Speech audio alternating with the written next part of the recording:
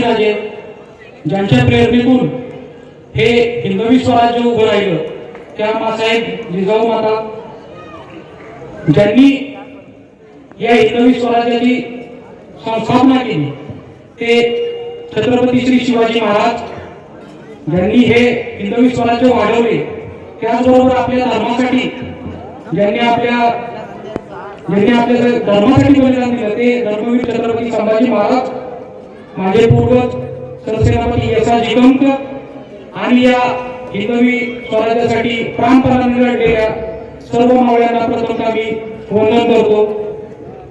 आज या ठिकाणी नगरसेवक श्री सुनील भाऊ कामाटी तसेच खड्डा तालीम सोलापूर तर्फे महाराष्ट्र तेलंगणा आंध्र प्रदेश कर्नाटक या 4 राज्यांमध्ये जे छत्रपती श्री शिवाजी महाराजांच्या मूर्तींचं वाटप होतं या वाटपासाठी आयोजित या कार्यक्रमात उपस्थित आता ज्यांचं मार्गदर्शन आपल्याला लाभलं ते आमदार श्री देशमुख साहेब तसेच मंचावर उपस्थित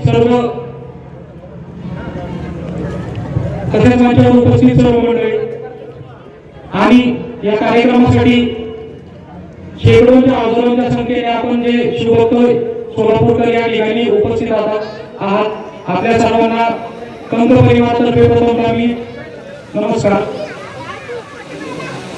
खरं तर ज्यावेळी मला फोन आला की सोलापूरमध्ये अशा पद्धतीचा कार्यक्रम आहे त्यावेळेस मला प्रथमतः नवल वाटलं की एखादी व्यक्ती 4 राज्यांमधल्या इतक्या मंडळांना छत्रपती श्री शिवाजी महाराजांच्या मूर्तीचे वाटप करते। बरं मूर्ती ही काही छोट्या नाही आपण समोर पाहतोय एवढ्या मोठ्या आकाराची मूर्ती गेले 8 वर्ष सुनील भाऊंच्या हस्ते काही ठिकाणी वाटप केलं जाते। 500 पेक्षा अधिक मूर्त्या आता त्यांनी सांगितलं की 500 पेक्षा अधिक मूर्त्या सुनील भाऊंनी आजपर्यंत वाटलेल्या आहेत। खरं तर ही त्यांच्या मनातील एक शिवभक्ती आहे की ते एवढं मोठं कार्य करत आहे।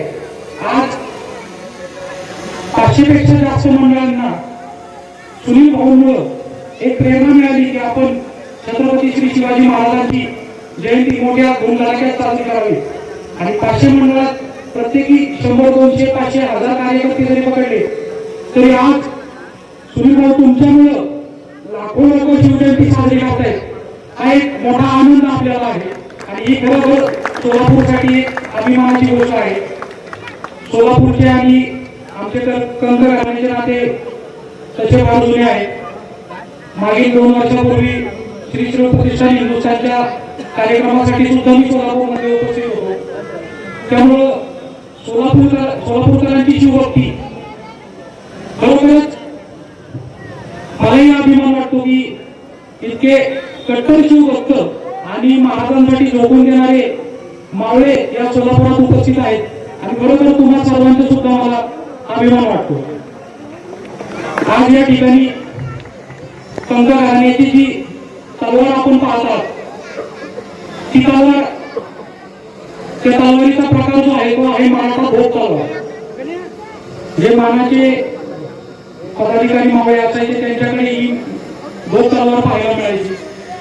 तर ही मित्रांनो फक्त साधीसुधी भोग तलवार नाही तर सरसेनापती यशाजी कंक यांचा मी थोडक्यात इतिहास आपल्याला सांगतो।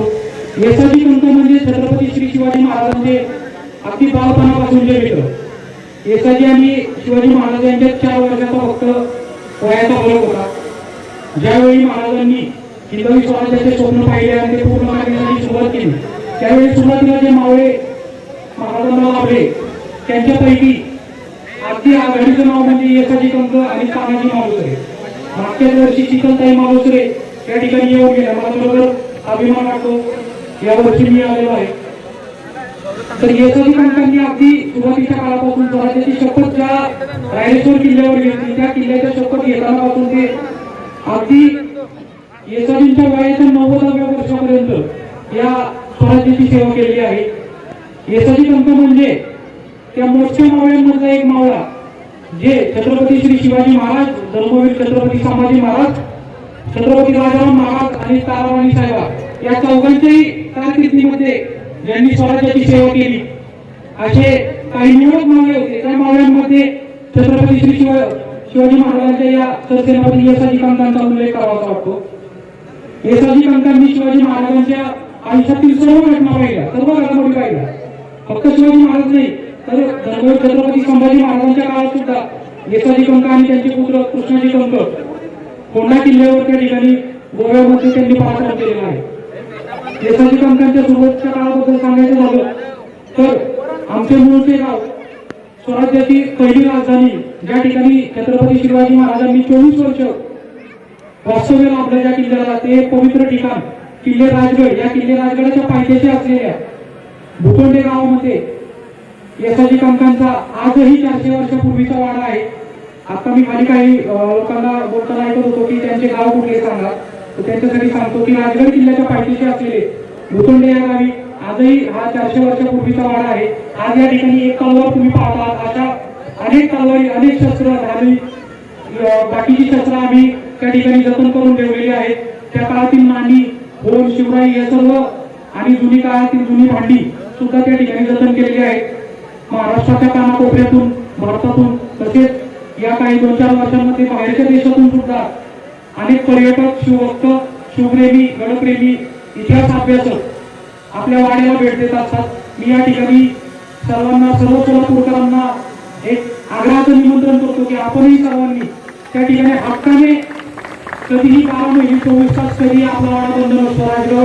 राजगडावर आलेल्या प्रत्येक मावळ्यासाठी आपला हा वाडा 24 तास उघडा असतो. कधीही केव्हाही आपण त्या ठिकाणी वाड्यावर येऊ शकता. येसाजी कंकांच्या मुख्य जर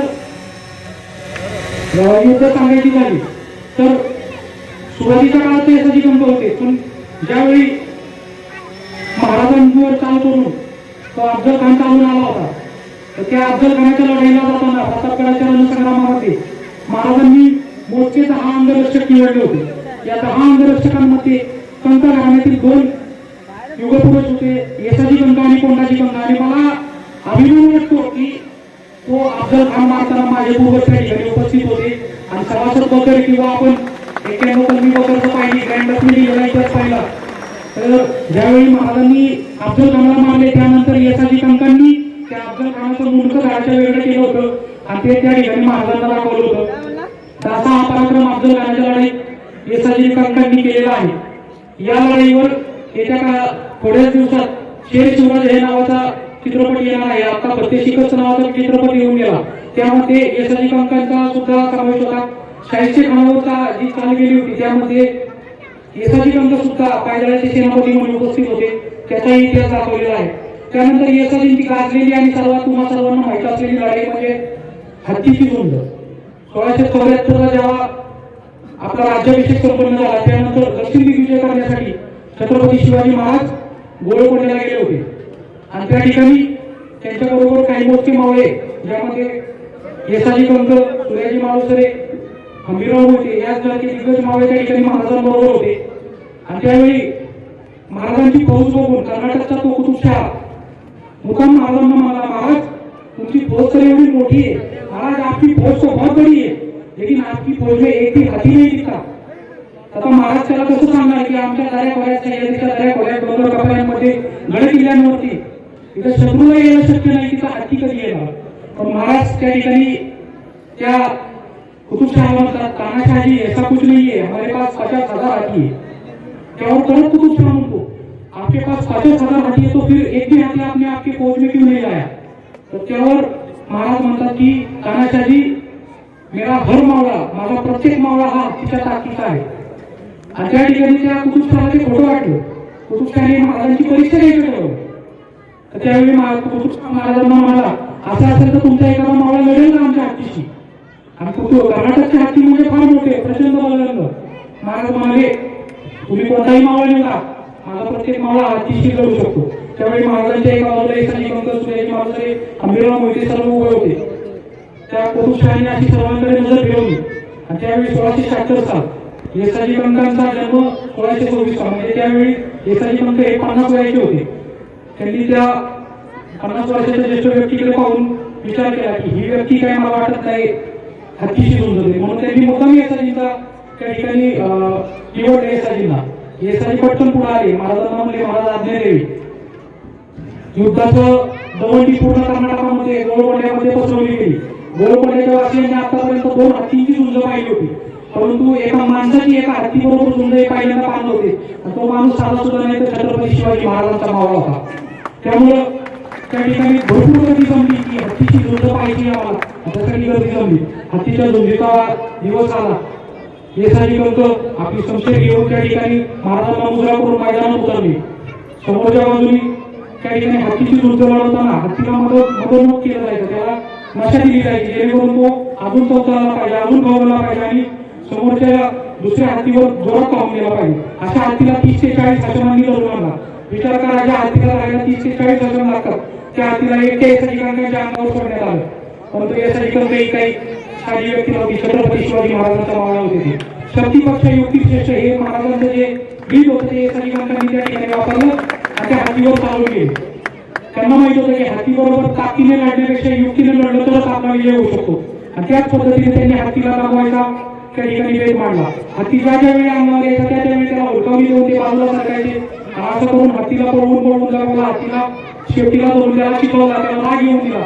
आणि ज्यावेळी त्यांच्या लक्षात आलं की आता आपण या हत्तीवर वार करू शकतो, त्यावेळी त्याच्या समोर जाऊन एका शमशेरीच्या भावात त्या हत्तीची सोड वेगळी झाली, रक्ताच्या चिळकंड्या उडल्या. संपूर्ण गोळकोंड्यामध्ये सेनापती येसाजीकांच्या नावाचा जयघोष सुरू झाला. आणि त्या ठिकाणी त्या कर्नाटकच्या वासियांनी पाहिलं की आपल्या हत्तीला मारण्यासाठी इथं मराठे येसाजीकांसारखे हत्ती त्या ठिकाणी उपस्थित आहेत. मित्र, तुम्ही ज्या तलवार बघत आहात की ही जी तलवार आहे, त्या तलवारीनं त्या गोळकोंड्याच्या कुतुबशाच्या हत्तीला मारलं होतं, त्याची सोन वाकडी केली होती, सोन तोडली होती. त्या तलवारीचं त्या ठिकाणी दर्शन करण्यासाठी ही तलवार कंक घराण्याकडून आपल्याला उपस्थित करण्यात आली आहे.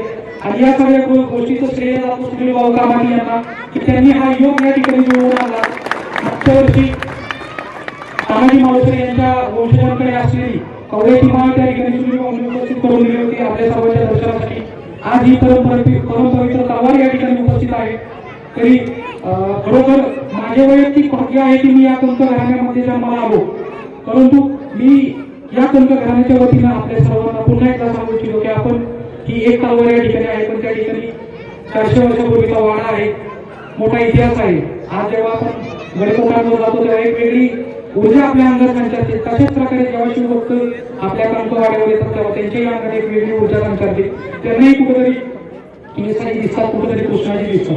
कृष्णाजीचा उल्लेख आला तर कोंड्याच्या किल्ल्याची लढाईचा 2 मिनिटात मी बोलतो की छत्रपती संभाजी महाराजांच्या काळामध्ये 1683 मध्ये 1 नोव्हेंबर 1683 ला कोंढा किल्ल्यावर स्वतः सरसेनापती येसाजी कंक हे किल्लेदार होते आणि त्यांचा मुलगा कृष्णाजी कंक हा पदाती नाईक म्हणून त्या किल्ल्यावर उपस्थित होता. आणि त्याच वेळी पोर्तुगीजांना समजलं की या किल्ल्यावर मराठ्यांचे फक्त 300-400 मावळे आहेत आणि हा किल्ला आपल्याला ताब्यात करायचा आहे. तर त्या संधीचा फायदा घेताना पोर्तुगीज व्हायसराय विसराई नावाचा जो व्हायसराय होता तो त्यांची अतिशय अत्याधुनिक अशी सगळ्या तोफा बंदुका तलवारी घेऊन त्या ठिकाणी तो 3 ते 4 हजाराची फौज घेऊन कोंढा किल्ल्यावर जाऊन त्यांनी तोफांचा मारा केला. त्या ठिकाणी किल्ल्याच्या भिंती वाचवल्या. ही लढाई जवळपास मराठ्यांनी 10 दिवस लढवली. पोर्तुगीज आत येत होते, कृष्णाजी सपासप त्या पोर्तुगीजांना कापत होते. त्या ठिकाणी बंदुकीच्या गोळ्या लागून कृष्णाजी कंक त्या ठिकाणी ढासळले. येसाजी कंकांना दिसतंय आपला पोरगा त्या ठिकाणी ढासळला आहे. बाकीचे मावळे म्हणतायत येसाजी बाबा तुमचा कृष्णा पडलाय, तुम्ही त्याच्याकडे जावा. येसाजी बाबा म्हणतायत कृष्णाचं काय व्हायचंय ते माझे राजे बघून घेतील, मला या पोर्तुगीजांकडे बघून घेऊ द्या.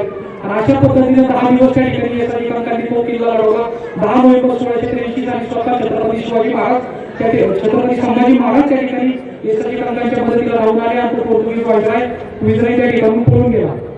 या लढाईनंतर कृष्णाजी कंक यांना छत्रपती संभाजी महाराजांनी आपल्या मूळ गावी घोटवली या ठिकाणी पाठवलं.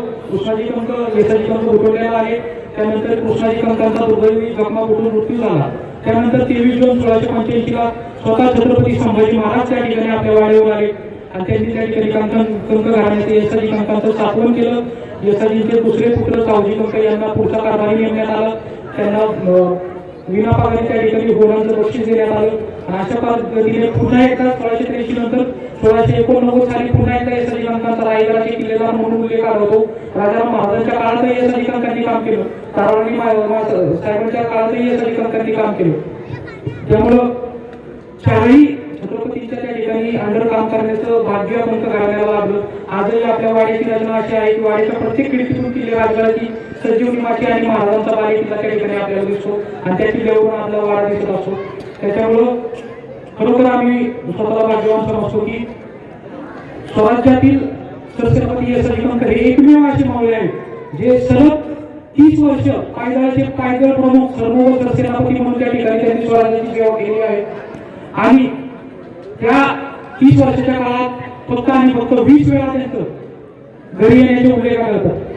घरातून किल्ला दिसतो पण 30 वर्षात 20 वेळा माणूस घरी येतो म्हणजे विचार करा त्या माणसाची स्वराज्याप्रती निष्ठा कशी असेल. आपल्याला आता आठवड्यामध्ये एक दिवस सुट्टी लागते पण त्यावेळी 30 वर्षात 20 वेळा फक्त या ठिकाणी यशवंतांनी सुट्टी घेतलेली आहे. अशा पद्धतीने हा ग्रंथ घडण्याचा इतिहास या ठिकाणी मांडण्यासाठी माहिती देण्यासाठी मला सुनील भाऊ कामतींनी या ठिकाणी बोलवलं. आपण सर्वांनी आदरातिथ्य करून त्या ठिकाणी माझे 2 शब्द ऐकून घेतले त्याबद्दल मी आपल्या सर्वांचे मनापासून आभार मानतो. आणि या ठिकाणी सुनील भाऊंना या त्यांच्या पुढील कारकिर्दीसाठी मनपूर्वक शुभेच्छा देतो कंक घराण्यातर्फे. आणि तुम्हाला सर्वांना पुन्हा एकदा सोलापूरकरांना मी विनंती करतो की आपण जेव्हा केव्हा शक्य असेल तेव्हा सरसेनापती यशवंत कंक वाडा भोटवली या ठिकाणी आवर्जून यावं. आम्ही आपल्या सेवेस हजर आहोत. धन्यवाद. जय हिंद, जय शिवराय, जय महाराज.